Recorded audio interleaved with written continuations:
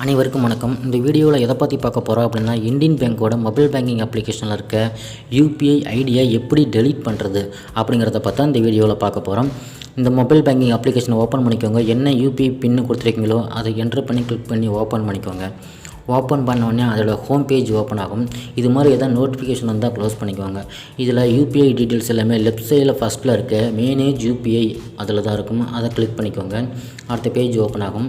இதில் ரைட் சைடில் மேலே பார்த்தீங்கன்னா மேனேஜ்னு சொல்லி ப்ளூ கலரில் ஒரு ஆப்ஷன் கொடுத்துருக்காங்க.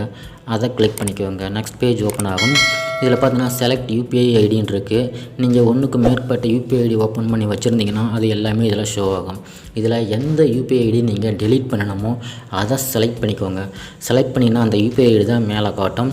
அதில் யூபிஐ ஐடி டீட்டெயில்ஸ்னு போட்டிருக்காங்க. அதில் ரைட் சைடில் பார்த்தீங்கன்னா டெலீட் பண்ணுற ஐக்கான் இருக்குது. அதை ஜஸ்ட் ஒரு கிளிக் பண்ணிக்கோங்க. அதில் பார்த்தீங்கன்னா do you want to delete this UPI ஐடின்னு இருக்குது. ஸோ எஸ்ஸுங்கிறத கிளிக் பண்ணிக்கோங்க. இப்போ பார்த்தீங்கன்னா UPI ID has been deleted சக்ஸஸ்ஃபுல்லின்னு வந்துருச்சு. வெரி சிம்பிள், ரொம்ப ஈஸியாக டெலிட் பண்ணியாச்சு. டெலிட் பண்ண யூபிஐ ஐடியும் கீழே காட்டும் பாருங்கள். இப்போ ஹோம் பேஜ் வந்துக்கோங்க.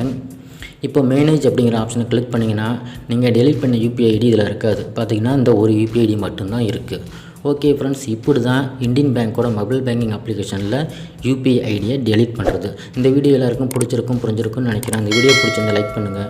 இது சம்மந்தம் வேறு டவுட் இருந்தால் கமெண்ட் பண்ணுங்கள். இந்த மாதிரி வீடியோஸ் நம்ம சேனலில் அடிக்கடி வரும். மறக்காமல் சப்ஸ்கிரைப் பண்ணுங்கள். தேங்க்யூ.